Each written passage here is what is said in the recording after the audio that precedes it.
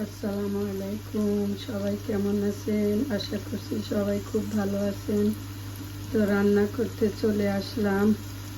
এখানে আমি এখন রান্না করব এই একটু বাচ্চাদের জন্য একটু রোস্ট পাকাবো। চিন্তা করলাম যে একটু চিকেন পাকাই, তো চিন্তা করলাম যে না, একটু রোস্টে পাকাই দেই বাচ্চাদের, ওরাও খুশি হবে।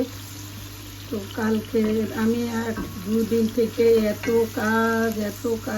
কাজ করতেছি, কারণ দেশে চলে যাব, তো প্রচুর কাজ, শরীরও অসুস্থ হয়ে গেছে। তো কি করব, কাজে করতেছি। তো কালকে খানা পাকাই নাই, কালকে বাইরে থেকে খাবার নিয়ে আসতে খাবার খেয়েছে। তো আজকে চিন্তা করলাম একটু খাবারটা পাকাই, নাহলে ওরা এসে কি খাবে। তো চিকেন ভিজাইছি, যে মাংস আর ভাত রান্না করব সোজাসুজি।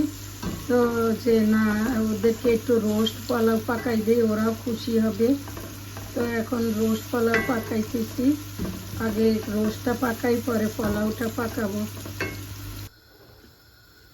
এই যে আমি এখানে পোলাও বসাই দিছি।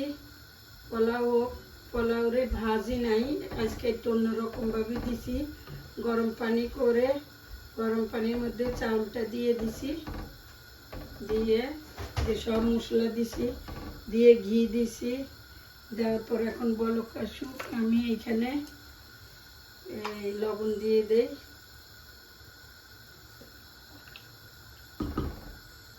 এটা হইতে থাকুক। দুধ দিছি, দিয়ে এখন আমি যে একটু কেওড়া জল দিয়ে দেই গ্রানের জন্যে। তো দেখেন, আমি ওই দিন যে ঘি বানাইছিলাম, অনেকগুলা ঘি, এই যে কি সুন্দর দানা দানা ঘিটা, এই যে কি সুন্দর দানা, একদম অর্গানিক ঘি। এই যে মার্কেটেও তো এরকম কিনতে পাওয়া যায় না। দর্শক দেখেন কি সুন্দর, একদম দানা দানা, আর এত সুন্দর স্মেল, এত সুন্দর স্মেল, আলহামদুলিল্লাহ।